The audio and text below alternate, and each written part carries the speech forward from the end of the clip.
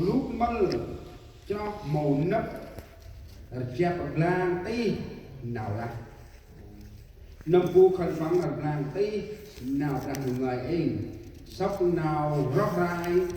mà không còn nợ hè rắc còn có chân là tức rêu thì rắc còn có tức rắc lo kề mà hè nọ rắc tình rồi giờ làm vũ non so tất na nghệ chút mà cười vai mà chưa có cái sự quan trọng chút mà phải hãy đặt tay tiếng nào ngồi ngoài về giờ làm vũ non so tất na nghệ chút mà cười vai mà chưa có cái sự quan trọng chút hãy đặt nào cũng nét chồng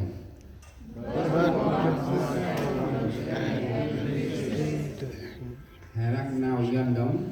nhưng kẻ nào bền chí cho đến cuối cùng sẽ được cứu. Amen. Hãy cho anh em mắt được đi sau một cậu đó. Nhờ nào lạc quá mà càng đủ bước. Nhờ nào lạc quá đông mà càng ra history. Nhờ nào lạc quá mà càng hành quá. Mà ngân nhiên bồn phùn con vết mô nga giặc nào về người. Xong thì con lo lớn kể mà ba thi nào người khai à. Đừng lẽ một phùng cho mai thì cái tờ băng nhột ra mà lẽ nào xa tầm bồn phùng còn nào biết chứ cùi nào hót ra lê tờ gênh anh hiện kể sai ngân cô khai tròn kêu để práp tầm nuôi nâm mắt nó mình hẹp lạc ai mà làm đùm bước hơn con tròn á chẳng phải làm phút chân nghi đi chập nghi ra tầm nào người ai kê mầm bế ní tầm nuôi nâm bồn phùng còn kèm hên kích nhang mất nào mà là tắt là hành tòa bước sau treo con trong tâm tin bước mà còn phải use Christ là cái công việc chứng quán ta là hệ quan bước trong phải tất lẽ nào phải ra bước nào đi chiên nào để tức mô hôm thì cái là lỗ cứ còn nó sắp trong tầm trong chích mà phải mà thưa cái chứng quán ấy nào phải ra đã level trẻ làm vũ nam so tất là nghĩa tức là được lại đi chơi chỉ quanh ra qua lẽ ngôi trẻ tức là dân là Chúa kêu gọi tất cả chúng ta kẻ nào bền chí cho đến cuối cùng thì sẽ được cứu không phân biệt kẻ nào ngu nơm quanh ra màu sách nơm ấy màu sách nơm đi chỉ đi màu sách đi ấy màu sách đi đi màu sách đách ấy màu sách đách đi màu sách khung cho ấy màu lá khung cho đi vì là vũ nơm sâu tất lôi tất chút nào đi chi bằng nơm nấy mong bằng chi mà dưới là quả hiểu này dương nào phải ra ton mà cướp này dương nào phải ra ton mà hè côi hoa o mòn phải ra ton mà thành ai mây kèm hè kít mu hay chi nà tầm na mắm hay chi mu nam sâu tí lệ hay chi chu huy cùng trong sâu nhột nấp nào trong mò lạc mồ dưới dân hàng tin rêu tầm quân xuất nào đang đừng ngồi thì nào tí ôi ấy cặp kinh na phải ra tự quên trong chờ ngày Chúa trở lại cặp kinh na phải ra tự quên na mà là chia ngân chôn mong hay cặp kinh na phải ra quên mâm hèm ra bư si có phải ra lọc lợi quên tai ta này tù ấy bằng quên tầng ngoài riêng chi mà lại học mà bư phải ra lọc lợi tai tầng về ấy chỉ khả năng may chỉ đi cướp chỉ ăn môn ăn na chỉ đi mà bư cặp kinh chôn môi cặp kinh này tâm mong ăn luôn ăn nâu hè ấp năn nọ xa hè từ bằng mà roi hên nào cũng nào sai bằng mà roi hên nào đi chi tình mày sắc ít hè ta bằng mà roi hên nào lặng nào can y nào nhang y nào sôi y nào cú đập chắc y truy hên nhưng bố mà bữa xa thì duy dân ra ta là hè ít rồi tầm bông à nung putui putru cấp in nam bằng rong một tu hay cu câu cấp y phu bằng rong giống như một người cô gái đang chờ người tình của mình trong khi chờ đợi họ sẽ làm gì đó là chôn môn khăn y cấp nơm y rong mom khăn y bự mong khăn bự cha anh trai kết chọ kết chi là bao giờ là ba mong bự mình dầm nhạc dầm bầu mình đông chỉ có xin la kết chọ kết chi bên ôi coi hay là tức ta mặt na đây cái đi vậy nè thì tách đắp tách coi đấy phải là một câu là cô mìnhจะชีพอจะชีจุ่มกระชอกกระชีดีเบอร์เพาะเบอร์เอิดมาเกมาวอดน้ำให้เราหมอแฮนดีมาลอยวอดน้ำให้เราเนี่ยมาบือหาซื้อเอิดมาเอร์ตาตบกันเด้อโมจิกันเอาจีแฮนลันกับน้ำให้เราพอละแต่ชีอีบอกกันตัวแกhình do em các em thì một cái hình dầu thơm do em hình dầu la này mà bầu bầu nhưng bầu đen em chỉ tầm hoa tầm rong bao má bự là một câu cho nghe kết sọt kết xì bò tê bò xa để bò mối thì bơm thì xì bò các bò ăn là kêu ma rồi thì kéo thôi mà good mỗi chỉ là nhưng là thì mình nó mà được nói cấp kinh na phải ra lợi quay mồ nọ chia nhau nào chia lên mắc bự mồ là ai cực mà quay mặn nói cực mà quay mồ là ôi ta quay ra là đồng ngơ ta ngay chôn mồ cái này một cái gì đó cực quay nhung phụ tu huế một cái đi khăn ai may chỉ cứ kít mà năn chứ kít mà năn kết cho kít mà năn cho vô cho ao ướt mà hè tụi hay cấp mà nơm bằng lòng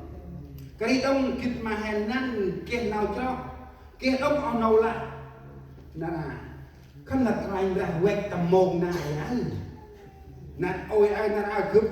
rập chất ngân là bần rập chất ngân bực sò một hai năm ấy chỉ là phải là vậy khăn là bằng vậy này ấy năm để tầm lay năm 91 trên này năm đó là phục hưng rất nhiều người họ khao khát Chúa sẽ đến cái giờ đó tại vì lúc đó ai cũng sẵn sàng giờ là tầm môn nam ấy chỉ lẽ ngồi phù cho họ là bằng ni năm rác ngân chỉ hiền ngân na ngân vô dân cái món ăn carbon là hình gì ra của chụp hình gì này cả bọn hình ra mông chạy mềm này nhờ mì xin lên tắt hôm một bằng lần ta thì siêu ra sao hôm này thì cơ bây giờ có hôm ta biết gì thì là bắt đầu thì ra tự ở bên hôm thì ngăn thừa đông người dân thì món đồng mà ấp đồng cả vấn còn kia nhà kia ở phát phim mà được do ở thằng vào thì riêng mình rồi na rồi mồ cái này nào cưa thì mồ ăn ta ăn rồi nó cặp cân na phải ra lợi quay mồ chìm chủ na được ăn rồi nó ăn cái gì cặp cân na phải ra quay một con ông thu khai được cặp cân na phải ra lợi quay một con ông thu năm ai ăn được mấy tắt năm tay hôm cứ về hư được phải mồ cái tu buông rồi hay cặp cân na phải ra quay tu buông rồi như thế này đi tập trưng anh hay sao ra cặp cân là phải là quên mà bự anh chi của lý mong chỉ đi bất bái mà làm của lý mô chi của lý ta là cực lạc được tôi cặp cân nơm hay rong này bầu lên bầu là ha rồi bầu ôm vuông và ôm ca ướt mà thuê cái đi cấp nơ y rong hành ra cái chọc cái chi thao xe thao neng lạc bằng hình dầm nhiệt dầm nha có ra chứ nói nó là thầm mềm đông nó là cấp bra chinh chút tay bra chinh hạt ếch mà lên ngôi cho đây bra ai quanh bra lỡ tờ bra ai ông nổ kê mà prap bol trọc quét quanh ra hè quét tờ bra bằng kèm tờ qua lê ngôi mà mừ phùng vịt Chúa Giêsu đến lần thứ nhất để cứu tất cả những ai có tội. Chúa Giêsu đến lần 2 để Ngài cất tất cả những ai có tấm lòng trong sạch. Vì vậy nên ông nói đồ này, vì cướp này cần ai mai anh hè như rằng ngân. Cấp là anh chi của ní, có quét nào tầng người là còn chết mà ngoài. Giờ lẽ ngôi giờ này là rai lôi bố đi quay lên khăn mây chiến của ní. Mầm nào là được ra trong cái cửa này. Chiến của ní qua quay. Quay lên khăn mây chiến của ní qua quay. Cứ một cái đông nào đi chiến hay bị coi tầm nào là quay. Một là màu. Có một là màu. Hít một là màu. Xong một là màu. Vì nào prime ra tôi môn khăn ai mây chiến cấp kinh là prime ra. In nào prime ra ít. Cực kia đông cực sao con ấy thì là bước mẹ ơi chăn xa tôi nhà hàng này là xa tôi nhà hàng ai một người cho một ý kho proi ao proi của mày là do ăn quê kho ao quá thì ướt mà hồi dập nó đi mà xả được chú hay xả chú nhà lao kia đông là một đi là vui lắm đã tôi nhà tây à đấy con ấy thì là cái gì cả hơi xa lên đây lúc mà các người xa là hè trong lịch bực đường bư chẹp chơi chẹp chừng cái chừng đan chẹp tông chẹp rô của nó không rồi thì là tôi đi cho hết việc cơ quan cho hè ăn quyền cho kho ao cho chi kết ghép bò gọi nên tộc thì ròn xa thì tộc phù ý nên đầu phù ăn trạc ên rồi non mà quanh ra bon cái đại brand du kê nào an mà bữa tại quay mặt quanh môi chi chưa mặt quanh jadi quanh ra các tàu ra kê mà prap phùng ý có phùng ý quay phùng ý rap chat phùng ý nene phùng ý tại dương ba phùng ý tại muôn ba phùng ý tại pa can phùng cái đi nằm prap mặt quanh ra đi khăn ai may chỉ cướp là hè prap nuôi hầm hè có mặt quanh ra này chưa quanh ra ít bằng mô lạc ta hèn rap prap ốc rap ma ốc rap kim cương ốc rap đô la ốc rap kho ao quay khăn ai may chỉ rap tầm bon rap đủ mộ quanh ra ta hèn rap nuôi hầm